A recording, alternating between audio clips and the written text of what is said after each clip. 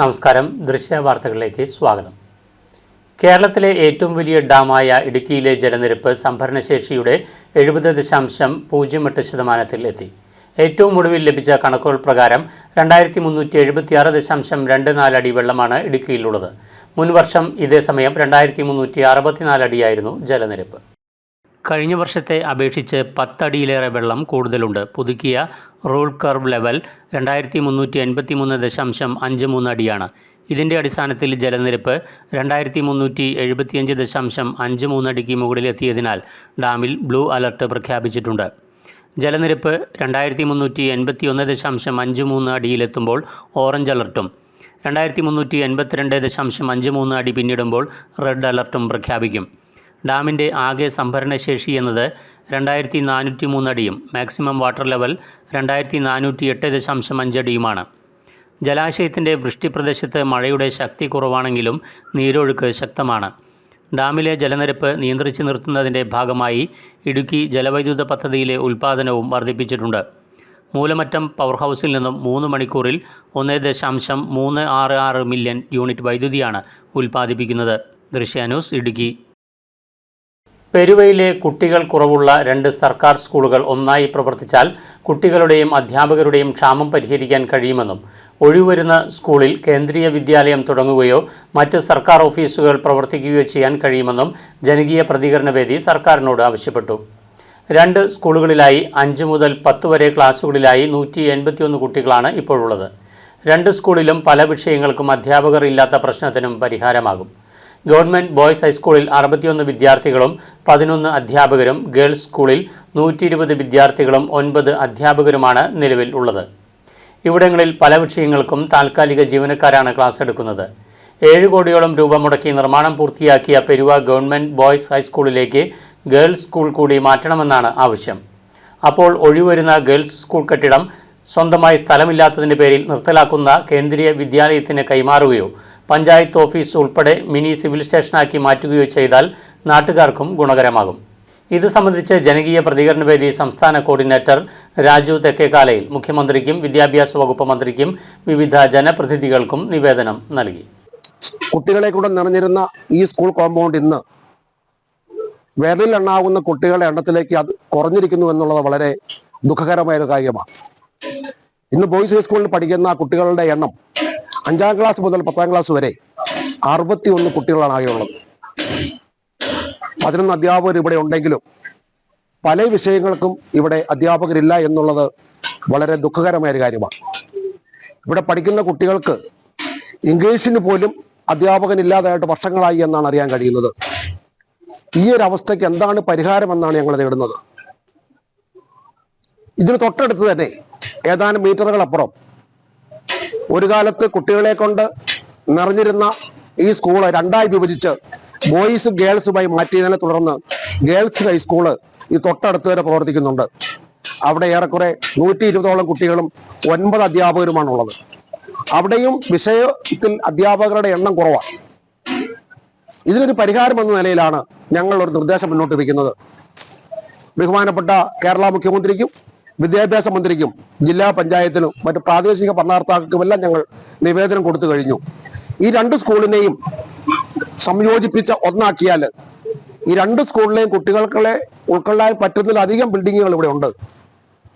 അങ്ങനെ വരുമ്പോൾ കുട്ടികളുടെ എണ്ണം കൂടുകയും ആവശ്യത്തിനുള്ള അധ്യാപകർ ഉണ്ടാകുകയും ചെയ്യും എന്നുള്ളതാണ് അതൊരു പ്രതിവിധിയായി ഞങ്ങൾ നിർദ്ദേശിക്കുന്നത്. ഇതിന് സർക്കാരിൻ്റെയും പ്രാദേശിക ഭരണകർത്താക്കളുടെ ഭാഗത്തുനിന്ന് അനുകൂലമായ നടപടികൾ ഉണ്ടാകണം. ഗ്രാമപഞ്ചായത്തും ജില്ലാ പഞ്ചായത്തും ഒക്കെ ഇടപെട്ടാൽ ഇത് പരിഹരിക്കാൻ കഴിയുന്ന വിഷയമാണ്. ഉദാഹരണമായി നമ്മുടെ അടുത്ത് തന്നെ വൈക്കം സ്കൂളിൽ ഇപ്പോൾ ഗേൾസ് ഹൈസ്കൂളിലെ ബോയ്സിനേക്കളി ഉൾപ്പെടുത്താനുള്ള സർക്കാരിൻ്റെ ഓർഡർ വന്നിട്ടുണ്ട്.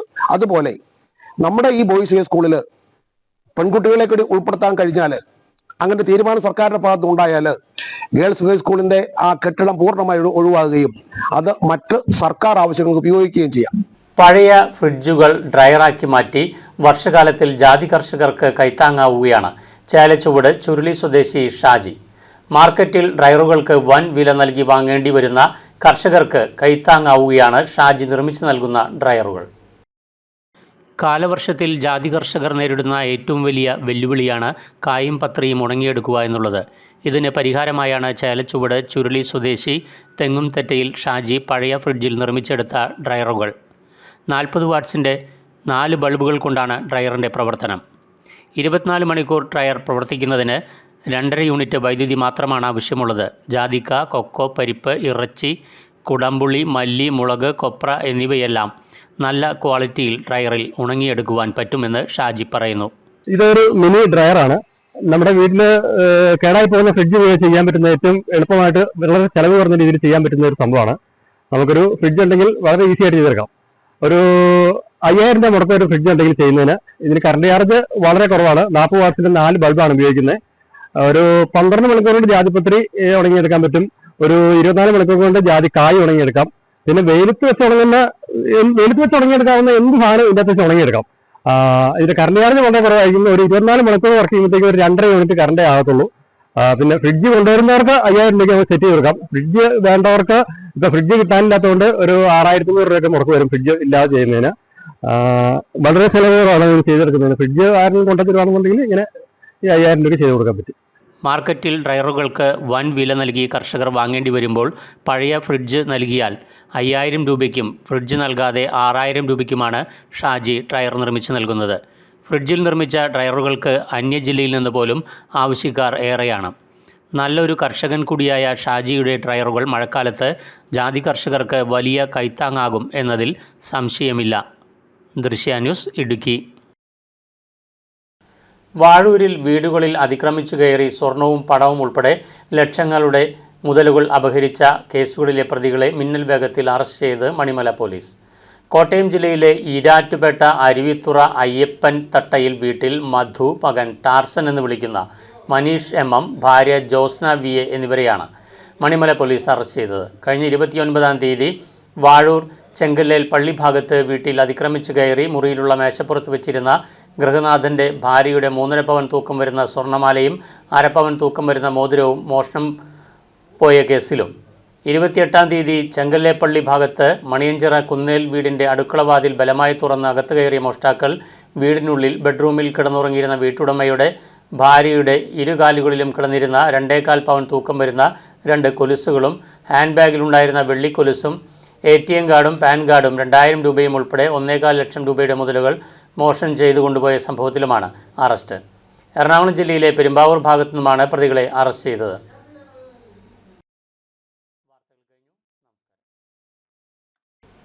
പാല കൊട്ടാരമറ്റത്ത് RV ജംഗ്ഷന് സമീപം യുവാവിനെ തൂങ്ങി മരിച്ച നിലയിൽ കണ്ടെത്തി.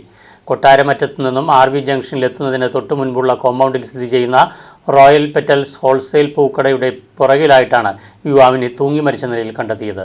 ഈ സ്ഥാപനത്തിലെ ജീവനക്കാരനായ കുറിശിത്താനം സ്വദേശി കൃഷ്ണവിഹാർ വീട്ടിൽ രതീഷാണ് ജീവനൊടുക്കിയത്. കെട്ടിട ഉടമയും കുടുംബാംഗങ്ങളുമാണ് പുലർച്ചെ തൂങ്ങി മരിച്ച നിലയിൽ മൃതദേഹം കണ്ടത്. തുടർന്ന് ഇവർ റെസിഡൻസ് അസോസിയേഷൻ ഭാരവാഹികളെ വിവരം അറിയിക്കുകയായിരുന്നു. പാല പോലീസ് സംഭവസ്ഥലത്തെത്തി മേൽനടപടികൾ സ്വീകരിച്ചു. ബ്രാൻഡഡ് ഉൽപ്പന്നങ്ങളോട് മത്സരിക്കാൻ തക്ക ഗുണനിലവാരമുള്ളവയായി ഖാദി ഉൽപ്പന്നങ്ങൾ മാറിയെന്ന് സഹകരണ മന്ത്രി VN വാസവൻ. കേരള ഖാദി ഗ്രാമവ്യവസായ ബോർഡും അംഗീകൃത ഖാദി സ്ഥാപനങ്ങളും സംയുക്തമായി നടത്തുന്ന ഖാദി ഓണം മേളയുടെ ജില്ലാതല ഉദ്ഘാടനം നിർവഹിച്ച് സംസാരിക്കുകയായിരുന്നു അദ്ദേഹം. ചടങ്ങിൽ തിരുവഞ്ചൂർ രാധാകൃഷ്ണൻ MLA അധ്യക്ഷത വഹിച്ചു. ഗ്രാമവ്യവസായ ഉൽപ്പന്നങ്ങളുടെ ആദ്യ വിൽപ്പന ജില്ലാ പഞ്ചായത്ത് പ്രസിഡന്റ് ഹേമലത പ്രേംസാഗറും ഖാദി ഉൽപ്പന്നങ്ങളുടെ ആദ്യ വിൽപ്പന നഗരസഭാ അധ്യക്ഷ ബിൻസി സെബാസ്റ്റ്യനും നിർവഹിച്ചു. ജില്ലാ collector John V Samuel, khadi ഗ്രാമവ്യവസായ ബോർഡ് അംഗങ്ങളായ KS Ramesh Babu, Sajan Thoduka, project officer Jessy John, സംഘടനാ പ്രതിനിധികളായ സതീഷ് ജോർജ്, വിമൽ കുമാർ എന്നിവർ പ്രസംഗിച്ചു. സെപ്റ്റംബർ 4 വരെയാണ് മേള നടക്കുന്നത്.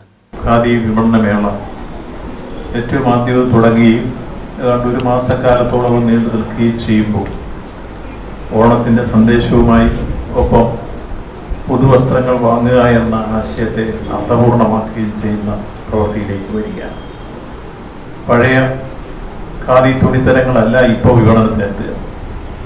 ഫാഷൻ ടെക്നോളജി ഇൻസ്റ്റിറ്റ്യൂട്ടുമായി ബന്ധപ്പെട്ട് വിവിധങ്ങളായ ഡിസൈനുകൾ ഉൽപ്പാദിപ്പിച്ച് അതേപോലെ തന്നെ മറ്റ് ബ്രാൻഡഡ് പ്രോഡക്റ്റുകളോടൊപ്പം കമ്പീറ്റ് ചെയ്യാൻ കഴിയുന്ന രൂപത്തിലേക്കുള്ള ഉയർന്ന നിലവാരം ഉള്ള പ്രോഡക്റ്റുകളാണ് ഇപ്പോൾ ഖാദി ഗ്രാമവ്യവസായ ബോർഡ് വിപണിയിൽ എത്തിക്കുന്നത് എന്നുള്ളത് ഈ പ്രാവശ്യത്തെ അല്ലെ കഴിഞ്ഞ കുറേ നാളായി എടുക്കപ്പ് വരുന്ന പ്രത്യേകമായ ഒരു നീക്കമാണ്. മാർക്കറ്റിൽ നല്ല ഗുണമേന്മയുള്ള ഉന്നത നിലവാരമുള്ള വസ്ത്രങ്ങൾ ഇപ്പോൾ ഖാദി ബോർഡിൽ നമുക്ക് ലഭ്യമായി തുടങ്ങിയിരിക്കും. അതുകൊണ്ട് പഴയ ഖാദിയെക്കുറിച്ചുള്ള സങ്കല്പങ്ങൾ തന്നെ മാറിക്കഴിഞ്ഞു. ഇപ്പോൾ ഇന്ന് വന്നിട്ടുള്ള ഈ മാറ്റങ്ങൾക്കനുസരിച്ച് ഓരോ വർഷവും നല്ല രൂപത്തിലുള്ള വിപണന മേളകൾ സംഘടിപ്പിക്കുമ്പോൾ അതിൽ നല്ല രൂപത്തിൽ വിറ്റഴിക്കാൻ കഴിയുന്നുണ്ട്. ഫാഷൻ ടെക്നോളജിയുമായി ബന്ധപ്പെട്ട് നല്ല ഡിസൈൻ തന്നെ ഉത്പാദിപ്പിച്ചുകൊണ്ട് ഇപ്പോൾ മാർക്കറ്റിലേക്ക് നല്ല തയ്യാറെടുപ്പോടു കൂടിയാണ് ഇത്തവണ ഖാദി ബോർഡ് മുന്നോട്ട് വന്നിരിക്കുന്നത്. ഈ മേള ഏറ്റവും വിജയകരമായി 2025 ഓണത്തിന് ഓടിക്കൂട്ടാൻ സഹായിക്കുന്ന തരത്തിലേക്ക് മാറിത്തീരട്ടെ. ഏറ്റവും വിജയകരമായി ഈ മേള പര്യവസാനിക്കട്ടെ എന്ന് ആശംസിച്ചുകൊണ്ട് ഓണം ഖാദി മേളയുടെ ഔപചാരികമായ ഉദ്ഘാടനം നിർവഹിച്ചായി പ്രഖ്യാപിക്കുന്നു. മൂർക്കാട്ടിൽപ്പടി ജംഗ്ഷനിലെ അപകടകരമായി നിൽക്കുന്ന കൂറ്റൻ ഫ്ലക്സ് ബോർഡുകൾ നീക്കം ചെയ്യണമെന്നുള്ള ആവശ്യം ശക്തമാകുന്നു. മൂർക്കാട്ടിൽപ്പടി പെരുവാ റോഡിൽ മൂർക്കാട്ടിൽപ്പടി ജംഗ്ഷന് സമീപമുള്ള കൊടുംവളവിൽ സ്വകാര്യ വ്യക്തിയുടെ പറമ്പിൽ നിൽക്കുന്ന കൂറ്റൻ ഫ്ലക്സ് ബോർഡ് ഏത് നിമിഷവും നിലംപൊത്താവുന്ന അവസ്ഥയിലാണുള്ളത്. സ്കൂൾ കുട്ടികളുടെ അടക്കമുള്ള നൂറുകണക്കിന് വാഹനങ്ങൾ കടന്നുപോകുന്ന പ്രധാന റോഡിൽ കൊടുംവളവിൽ നിരവധി ഫ്ലക്സ് ബോർഡുകൾ സ്വകാര്യ വ്യക്തികളുടെ പറമ്പിൽ വെച്ചിട്ടുണ്ടെങ്കിലും അതിൽ ഒരെണ്ണം ഏത് സമയത്തും വീഴാവുന്ന നിലയിലാണുള്ളത്. മറ്റ് ഫ്ലക്സ് ബോർഡുകൾ കാറ്റുപിടിച്ച് കീറി പറന്നു പോവുകയും ഫ്രെയിം മാത്രം നിൽക്കുന്ന കാഴ്ചകളും കാണാം. അധികാരികൾ എത്രയും വേഗം അടിയന്തരമായി അപകടകരമായി നിൽക്കുന്ന ഈ ബോർഡുകൾ അവിടെ നിന്ന് നീക്കം ചെയ്യണമെന്നാണ് നാട്ടുകാർ ആവശ്യപ്പെടുന്നത്. എൻ്റെ പുറകിൽ ഈ കാണുന്ന ഫ്ലെക്സ് ബോർഡുകൾ 4-5ഓളം ഫ്ലെക്സ് ബോർഡുകൾ തുരുതുരെ ഈ കൊടും വളവിൽ വെച്ചിട്ടുണ്ട്. ഇത് മൂർക്കാട്ടിപ്പടി ഭാഗത്ത് കാണുന്ന സ്ഥിതിയാണ്. ഇത് സ്കൂളുകളും അതുപോലെ തന്നെ വാഹനങ്ങൾ ധാരാളമായിട്ട് കടന്നു പോകുന്ന ഈ വഴിയിൽ ഇത് സ്ഥാപിച്ചിരിക്കുന്നത് നിത്യേന അപകടം ഉണ്ടാക്കുന്ന പ്രദേശമായതിനാൽ, കൊടും വളവായതിനാൽ അത് നീക്കം ചെയ്യേണ്ടത്, നിയമാനുസരണം നീക്കം ചെയ്യേണ്ടത് ആവശ്യമാണ്. സ്വകാര്യ വ്യക്തികളുടെ പറമ്പിലാണെങ്കിൽ പോലും ഈ കൊടും വളവിൽ ഇത് അവരുടെ സാധ്യത വർദ്ധിക്കുന്നതിനാൽ തീർച്ചയായും അത് നീക്കം ചെയ്യേണ്ടതാണെന്നുള്ളതാണ് എൻ്റെ അഭിപ്രായം. തീക്കോയി ഗ്രാമപഞ്ചായത്തിൻ്റെ പരിധിയിൽ കഴിഞ്ഞ അധ്യയന വർഷം SSLC, CBSE, ICSE, +2 പബ്ലിക് പരീക്ഷകളിൽ എല്ലാ വിഷയങ്ങൾക്കും A+ നേടിയ വിദ്യാർത്ഥികളെയും 100% വിജയം കൈവരിച്ച സ്കൂളുകളെയും ആദരിച്ചു. ഗ്രാമപഞ്ചായത്ത് പ്രസിഡന്റ് KC ജെയിംസ് അധ്യക്ഷത വഹിച്ചു. ആന്റണി MP ഉദ്ഘാടനം നിർവഹിച്ചു. മത്സ്യകൃഷിയിൽ മികച്ച പ്രകടനം കാഴ്ചവെച്ച സംസ്ഥാന സർക്കാരിൻ്റെ പുരസ്കാരം നേടിയ ജോസഫ് കണ്ടത്തിൻകരയെ ചടങ്ങിൽ അനുമോദിച്ചു. യോഗത്തിൽ block panchayat president Mariamma Fernandez, block panchayat member Omana Gopalan, ഗ്രാമപഞ്ചായത്ത് വൈസ് പ്രസിഡന്റ് മാജി തോമസ് തുടങ്ങിയവർ സംസാരിച്ചു.